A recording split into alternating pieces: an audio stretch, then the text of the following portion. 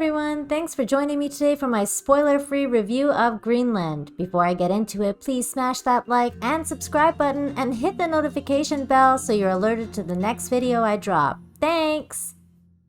If you're into apocalyptic survivalist disaster movies like Deep Impact and Armageddon, there's a new one out called Greenland, directed by Rick Romanois and written by Chris Sparling. It stars Gerard Butler, who gives a great performance alongside Morena Baccarin. I'll just say off the bat that I didn't think it was as good as Deep Impact, but if you're into these types of movies, it's definitely worth checking out. I know what you're thinking, but Nina, it's 2020, why would I want to watch this?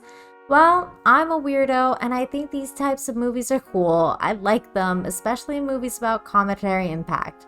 I think for me, it's the scale of it all and the idea of what humans would do or would be capable of doing if or when such a devastating thing that is much more likely to happen over, let's say, a zombie apocalypse happens.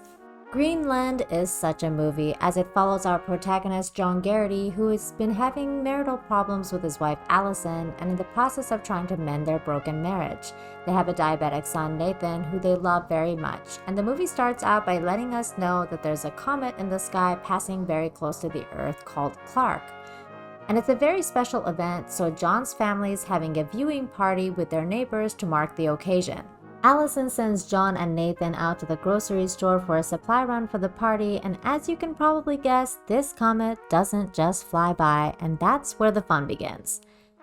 While they're at the grocery store, John receives a cryptic phone call and text from the government letting him know that he and his family have been pre-selected for emergency sheltering. He rushes home, and this is where the movie kicks into gear as the family must find their way to the emergency evacuation location. And I don't want to spoil the entire movie, as it's one of those movies that if I give the details away, there would be really no point in watching it. And without spoiling it, I'll give you some of my takeaway notes and a few things that stood out for me. First thing, as with most movies nowadays, the special effects are awesome. And second, the writing is mediocre. And third, I think this movie comes off a bit as glorifying the government and military in showcasing how they would handle such a situation. Personally, I don't think the military would be as helpful as portrayed in this movie, and I have no faith that the government would have their shit together enough to do anything about some sort of cometary crash to the Earth. But in the event that they do, I think it's interesting that they would have shown certain things in this movie, like only the chosen shall survive, or once you've been chosen, don't tell anyone you're chosen, or that could be your undoing. Look, this isn't going to be like the most special movie of the year or anything, but it's fun and it's a getaway even if it's a bleakish one about the end of the world. It does get the heart pumping, and for that, I enjoyed it.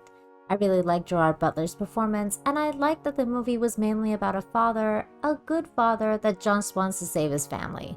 We don't get a lot of those these days. All in all, I'd give it a 6 out of 10. Have you seen Greenland? If so, what did you think? Do you like apocalyptic movies like I do? Let me know some of your favorites in the comments down below, and don't forget to smash that like and subscribe to the channel.